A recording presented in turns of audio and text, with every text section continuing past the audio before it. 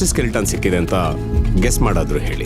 ನನ್ನ ಲೈಫಲ್ಲಿ ಒಂದೇ ಜಾಗದಲ್ಲಿ ಇಷ್ಟೊಂದು ಸ್ಕೆಲಿಟನ್ ಸಿಕ್ಕಿರೋದು ಇದೇ ಫಸ್ಟ್ ಟೈಮ್. ಅವನು ದೇವಸ್ಥಾನಕ್ಕೆ ನುಗ್ಗಿ ಉಂಡಿ ಹೊತ್ಕೊಂಡು ಹೋಗೋನಲ್ಲ, ಗರ್ಭಗುಡಿಗೆ ನುಗ್ಗಿ ದೇವ್ರನ್ನೇ ಹೊತ್ಕೊಂಡು ಹೋಗೋನು. ಊರ ಹೆಂಗಸರು ಅಟ್ಟಿ ಮುಂದೆ ನೀರು ಹಾಕಕ್ಕೆ ಹೆದರ್ತಾರೆ. ಯಾಕೆ ಗೊತ್ತಾ?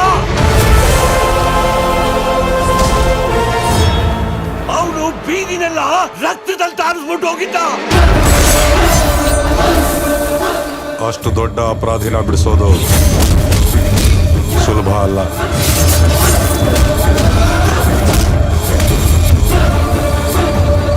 ಈಗ ಅವನು ಪುನಃ ಬರ್ತಾವನೆ.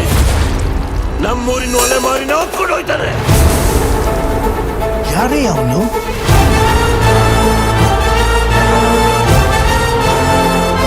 ನಮ್ಮೂರು ಭೀಮ್ನಳ್ಳಿ, ಕುಲ್ಮೇನೆ ದೇವಸ್ಥಾನ.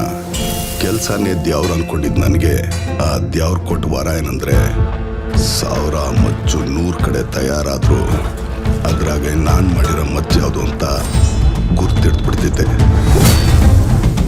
ಈಗ್ಲಾದ್ರೂ ಹೇಳು, ನನ್ ಕುತ್ತಿಗೆಗೆ ತಾಳಿ ಕಟ್ಟಿ ಮದ್ವೆ ಆಗ್ತ್ಯಾ ಇಲ್ಲ ನಿನ್ ಕುತ್ತಿಗೆನೋ ಕೊಚ್ಚು ಕನ್ಸ್ಬಿಡ್ಲಾ?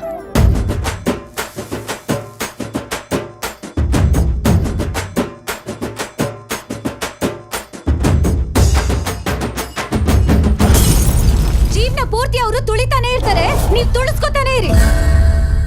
ಇವರೆಲ್ಲ ಅವುಗಳಿದ್ದಂಗೆ.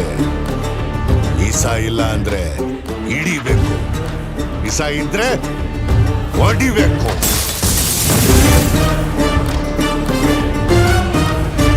ಅವರೆಲ್ಲ ಜೀವ ಇರೋ ಚಪ್ಪಲಿಗಳು. ಅನ್ನನ ದ್ಯಾವ್ರು ಅಂತಾರೆ. ಅಂತ ದ್ಯಾವ್ರನ್ನೇ ಸೃಷ್ಟಿ ಮಾಡೋನು ರೈತ ಮಾತ್ರನೇ. ನಾವು ನಡಿಬೇಕು ಅಂದ್ರೆ ಅವರನ್ನ ತುಳಿಲೇಬೇಕು. ಅವರು ಕೂಡ ಇಂದಲ್ಲ ನಾಳೆ ತಿರುಗ್ ಬೀಳ್ತಾರೆ, ನೋಡ್ತಾ ಇರಿ. ಎಲ್ಲ ಅವುಗಳು ತಲೆ ಎತ್ತುತ್ತವೆ ದಣಿ, ಆದ್ರೆ ಕಾಳಿಂಗ ಸರ್ಪ ಮಾತ್ರನೇ ಹೆಡೆ ಎತ್ತೋದು.